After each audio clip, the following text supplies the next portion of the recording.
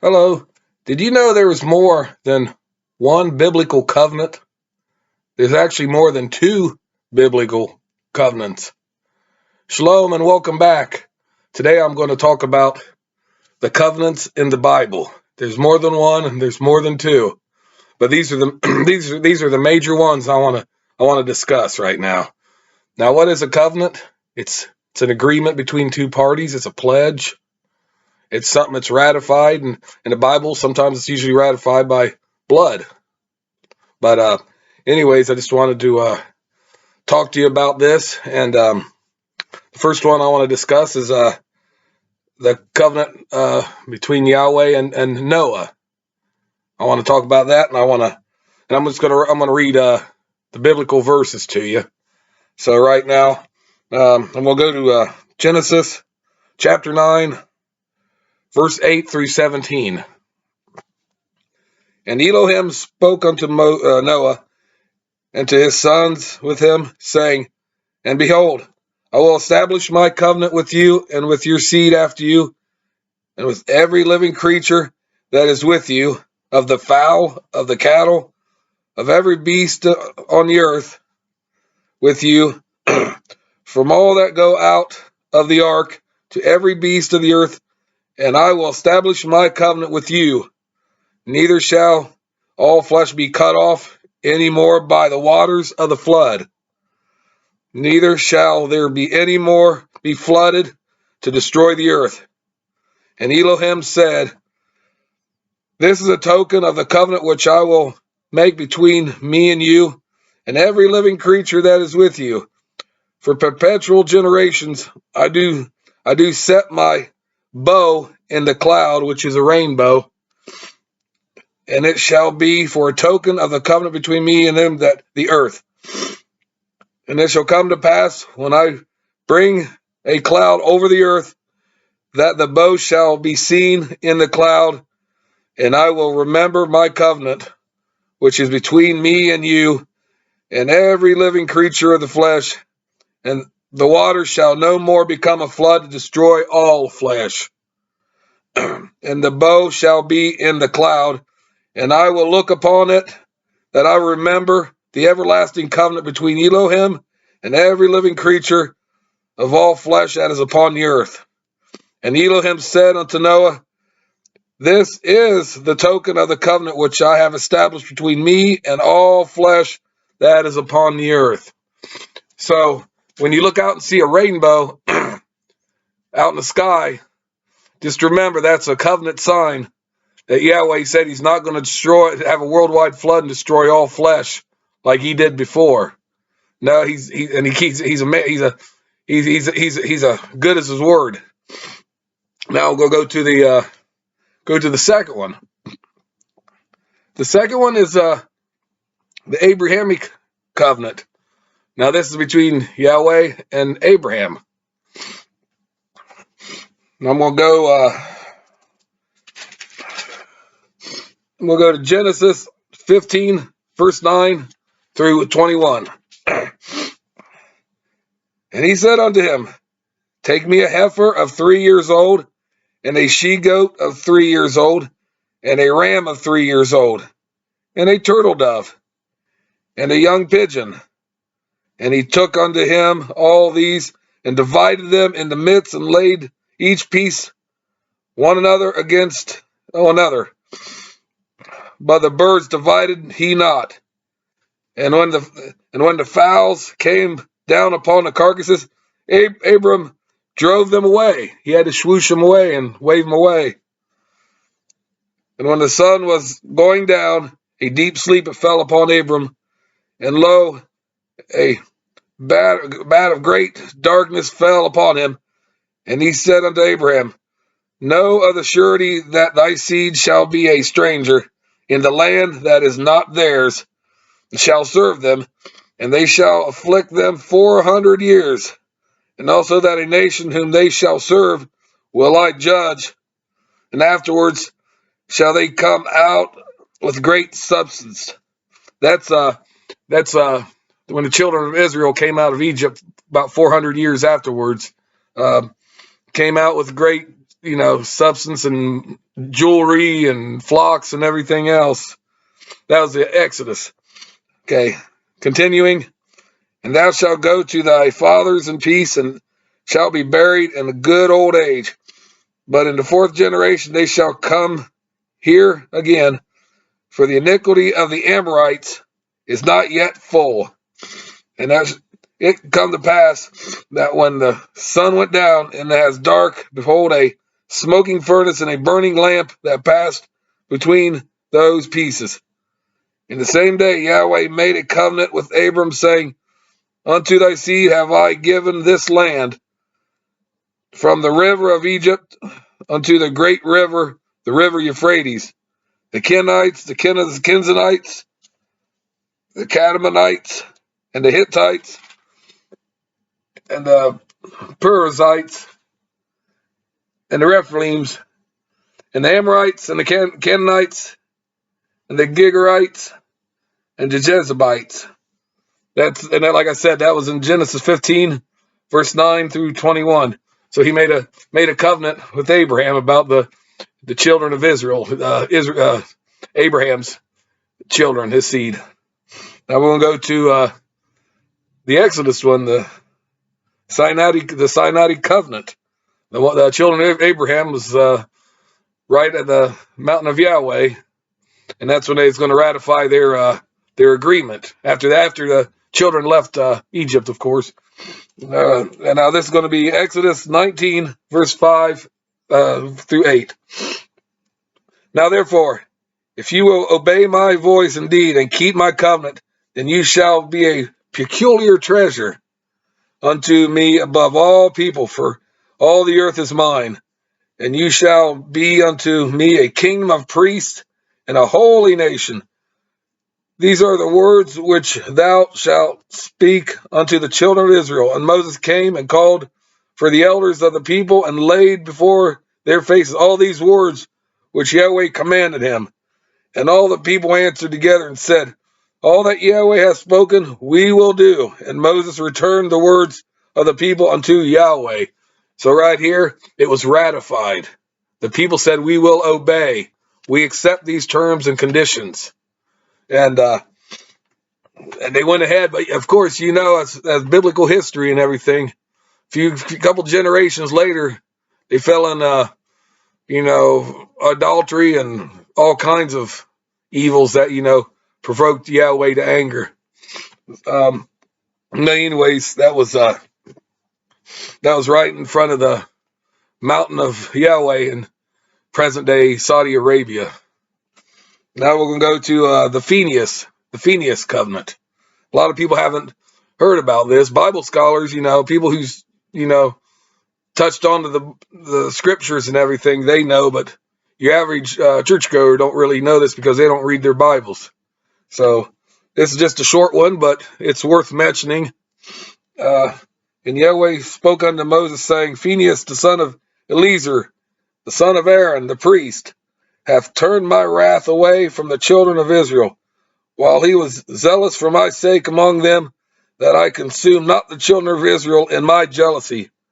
Wherefore say, Behold, I give unto him my covenant of peace, and he shall have it, and his seed after him, even the covenant of an everlasting priesthood, because he was zealous for his Elohim, and made an atonement for the children of Israel. That's you can find that in Numbers chapter 25, verse 10 through 13, and just look that up. And I want to, you get a description on Phineas, who he was and what he did. I just want you guys to look it up and read it for yourself, okay?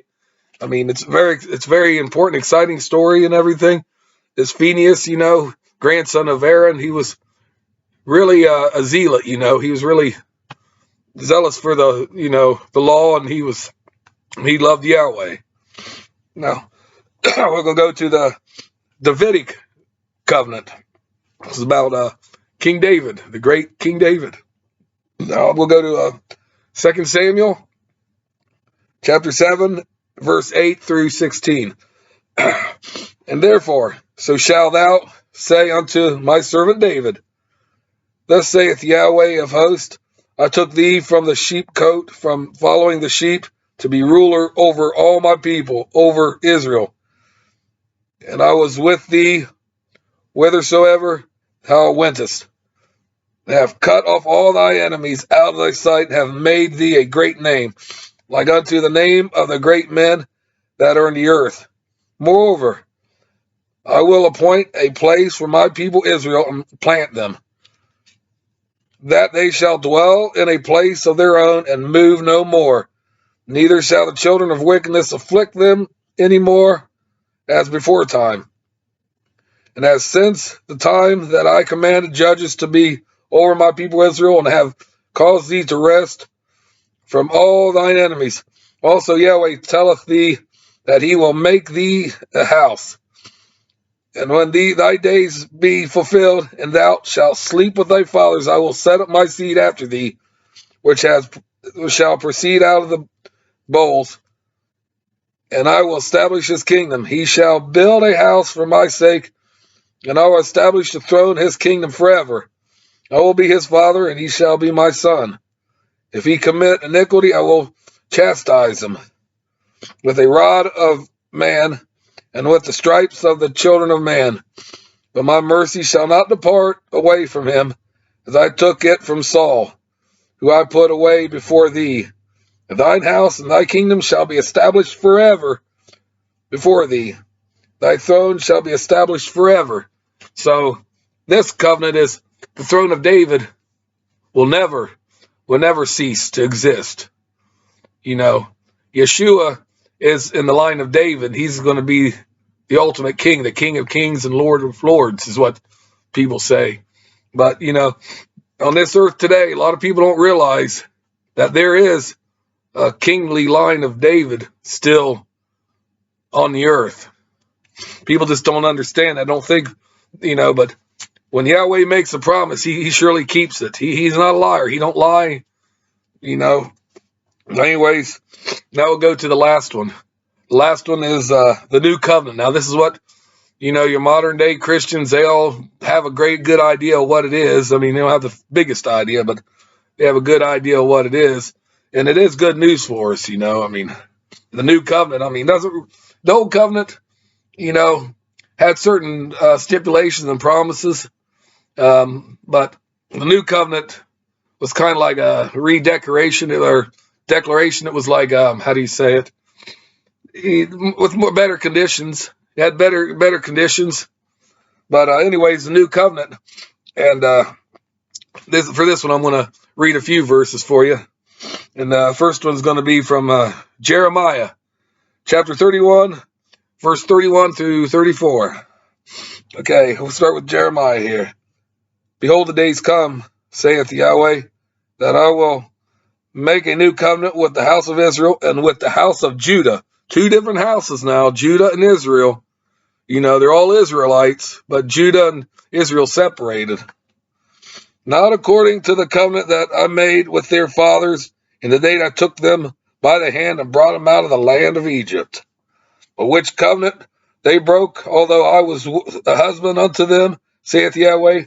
But this shall be the covenant that I will make with the house of Israel. After those days, say Yahweh, I will put my law in their inwards parts and write them in their hearts, and will be their Elohim, and they shall be my people. And they shall teach no more every man their neighbor, and every man his brother, saying, Know Yahweh, for they shall all know me, from the least of them unto the greatest of them, saith Yahweh. For I will forgive their iniquity, and I will remember the sin no more. So Yahweh is going to put his laws and his character. He's going to put everything in hearts. The new covenant, he's going to put it into our hearts, and we're not, but it's not going to be like people are going to come up like these Christian pastors and try to tell us what's in the Bible when they don't actually know what's in the Bible. They got a little cuddly, nice little cozy scriptures here and there, but they don't get into the depths, and sometimes they don't even have the guts to tell the lay people. They don't have to tell them, about their sins or anything, like being like a drill sergeant. Because, if he did that, he would be out of a job. But anyways, let's see. Now we'll go to well, let me read this. My notes. Let me read my notes. The prophetic fulfillment of the prophecy was initiated at Pentecost in the New Testament, Acts 2, verse 4, and will reach its ultimate fulfillment in the millennial kingdom. Hebrews 8, verse 8 through 12. And then you go to chapter 10, 15 through 17. That wouldn't hurt if you looked up Isaiah 2 and 11, verse 1 through 13, 65, verses 19 and 23, Micah 4, and Revelation chapter 20, verse 6. I didn't want to read all these chapters to you because my throat's getting dry. Yeah, I can't help it, but just look those scriptures up. Just look them up. Let's see, the New Covenant of the New Testament, like the first or Old Covenant, is made only with Israel, which includes Judah. Yahweh made no covenant with any other people. He never made no covenant with other people or nation. Non-Israelites today can be grafted into the New Covenant, as we find in Romans 9 and 11. So yeah, Gentiles, what you call, Messianics, Gentiles, whatever, they could be grafted right into Israel. Paul wrote that we are in the same household as the Old Testament prophets and New Testament apostles, with the same structure. He wrote to the Ephesians in chapter 2, verse 19 through 21. Now therefore, you are no more strangers and foreigners, but fellow citizens with the saints of the household of Elohim, and are built upon the foundation of the apostles and prophets, Yeshua Messiah himself being the chief cornerstone, to whom all the building 50 framed together groweth unto the holy temple of the Master. So, Yeshua and Yahweh, they got a plan with, the Messianic church, plus, Israel and the Jews, Judah. He's got a plan for all of them, but in the end, it's his master plan. It's Yahweh's master plan. The new covenant includes changes coming with all the change in the priesthood from the Levitical priest system of animal sacrifice in the Old Testament to the Melchizedek priesthood of the New, of which Yeshua is our high priest. And you can find that in Hebrews chapter 7, verses 14 through 17, and you go to verses 21 to 22. His sacrifice for our sins covers all sacrifice today, so that animal sacrifices are no longer needed.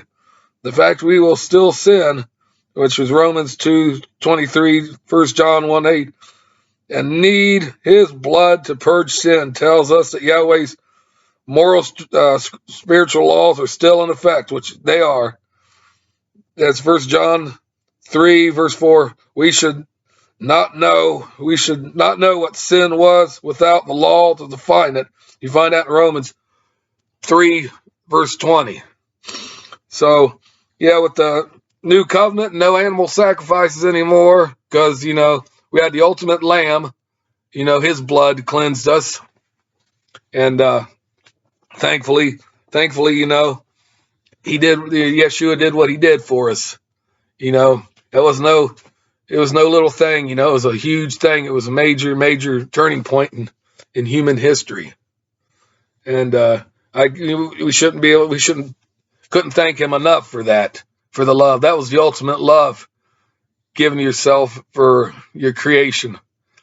But anyways, I just wanted to share those covenants with you. I didn't know, just in case you guys wasn't aware of, some of them or most of them or whatever.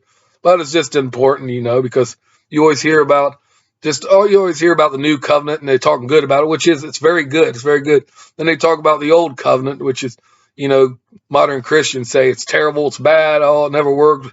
It had some flaws that, but it wasn't really totally bad in itself. No, but when it comes to the New Covenant's a lot better, has more, more details. It's easier to do because we don't have to go out and kill lambs, we don't have to kill goats. Yeshua did all that. Said that's plus the animal sacrifices only covered the sins. They didn't take them away. They just covered sins. So yeah, with that said and done, I'm thank you for tuning in to me, and I'm sorry that my throat is a little dry. I don't know if I'm getting a cold or not, but anyways, please like my channel and subscribe and hit the notification bells. Share this with everybody.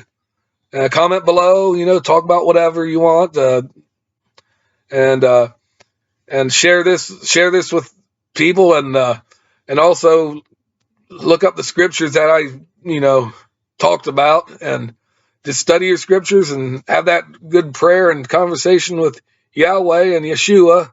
And that's all I have to say right now. So with that said, peace out, shalom, and thank you again.